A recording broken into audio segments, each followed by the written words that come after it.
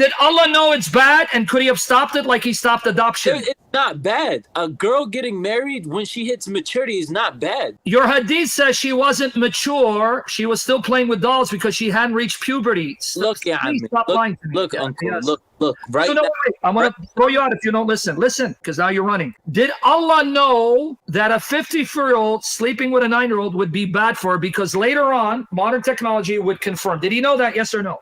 It's not bad. It's not bad, it's okay. So you'd be okay for a 54-year-old to mount your daughter and have sex with her? Look, man, I told you, this day and age, you can't ask that question. You know I'm going to block you because you keep repeating this. I didn't say this age. That's the truth, Sam. So you want me to get you out of here because you're wasting my time? How am I wasting your time? Because you keep saying this day and age, and I asked the question, I'm going to ask it the 5th time. Did Allah know back then that today, can I finish the point? Today, in the 21st century, science would confirm this is not healthy or good for a 9-year-old. Did he know that back then? Yes or no? Did he know it?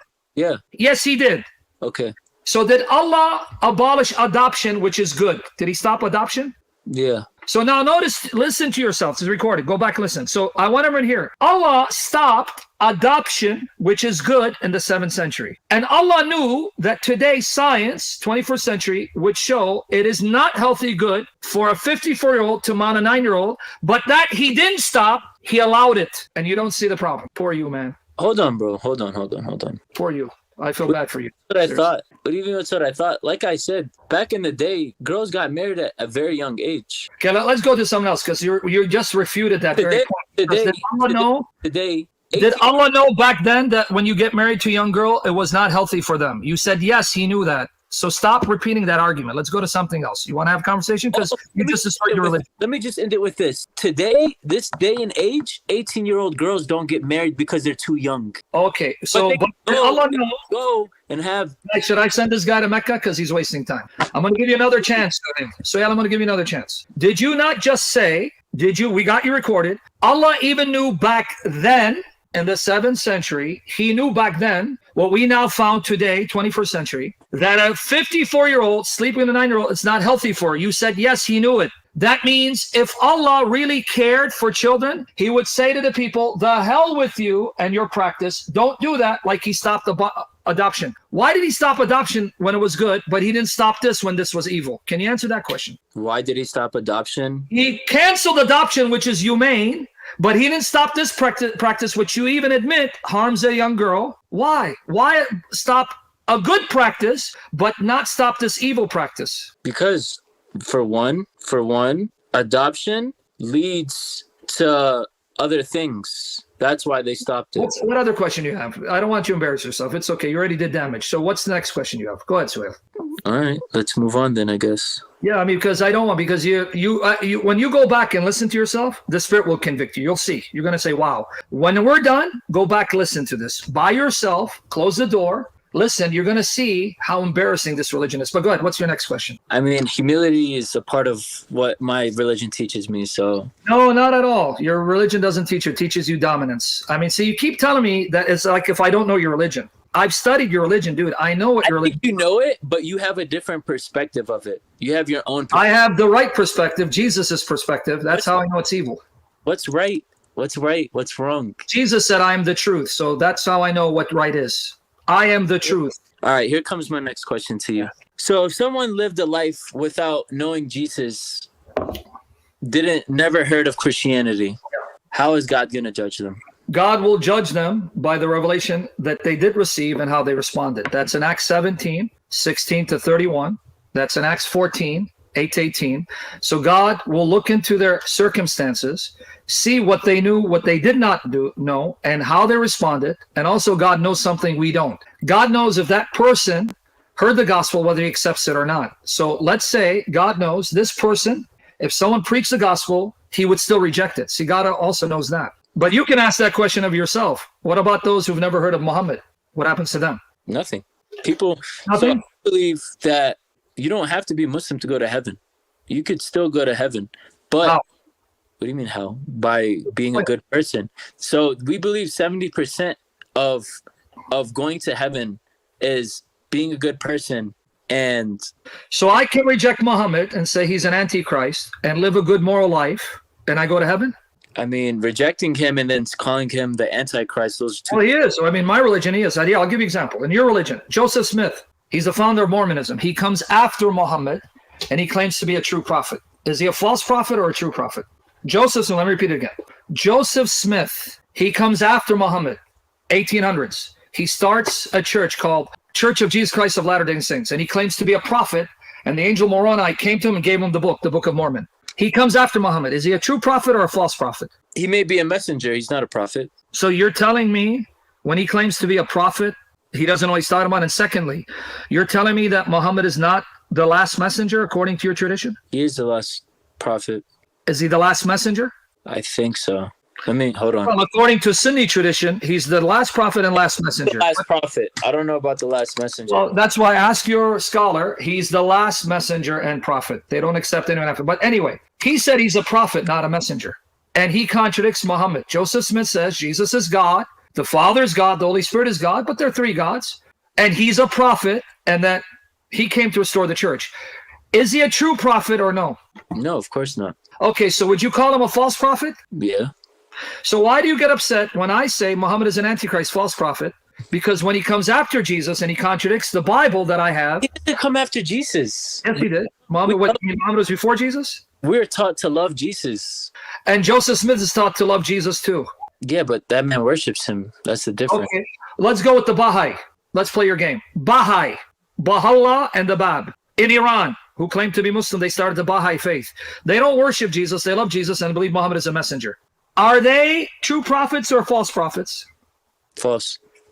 Oh, but wait, they respect and love Muhammad in the Quran. Okay, what are you trying to get at? What I'm trying to get at is your argument, you love Jesus, it's garbage because you don't love the real Jesus. You have a fake Jesus that you think is the real Jesus. Just like Baha'u'llah and the Bab, they claim Muhammad is a prophet, the Quran is a revelation of Allah, but that Baha'u'llah is the glory of Allah sent with an additional revelation. And he spent all his life in prison. But would you say he's a true prophet? Why? But he says Muhammad, Rasulullah. Did he have any miracles?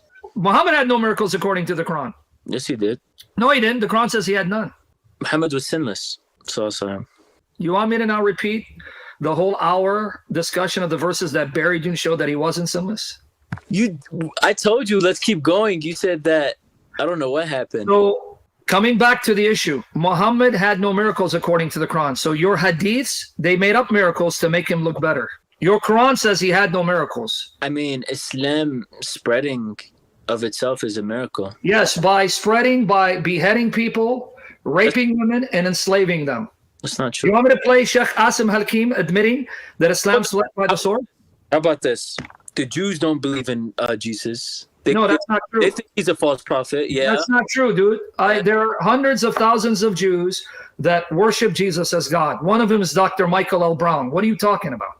He's not a true Jew. Why? Because you said so? No, because I know Michael Brown is a Jew that worships Jesus as Lord and Savior. So he's Christian. How is he Jewish? See, again, now, Suhail, I'm trying to be nice to you, but this is what happens. Muhammad makes you stupid. I think you want to be illiterate like him.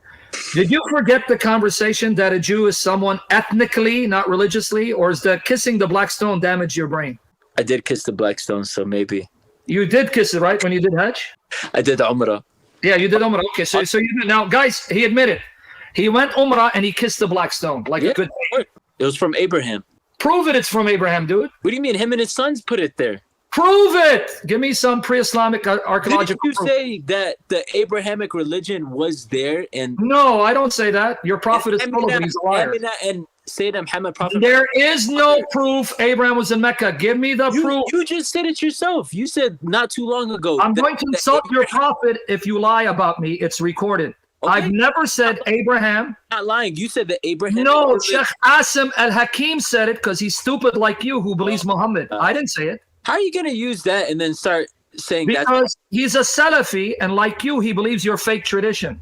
So does your tradition say that Abraham established the Kaaba there? Yes. Yeah. So did Amina and Abdullah know that supposedly this Kaaba was started by Abraham? Yeah, they did. So I'm going by your sources. I crap on your sources because they're full of lies. So give me some pre-Islamic proof. Yeah, I'm being honest.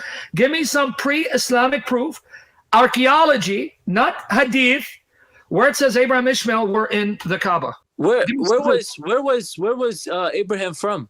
Abraham was not in Arabia. Don't change the subject. Give me proof that Abraham went to Mecca with Ishmael to build the Kaaba. Pre-Islamic proof, not hadiths. Give me some proof. I'm just telling you. I'm just asking you. Where's Prophet Abraham came from Ur of Chaldee, and he settled in Canaan.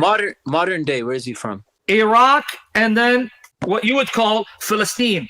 That's why there's a place in Palestine. I'm from Palestine. I'm Palestinian. Okay. What you call it, because at that time wasn't called Philistine. Okay, but it was not too long ago.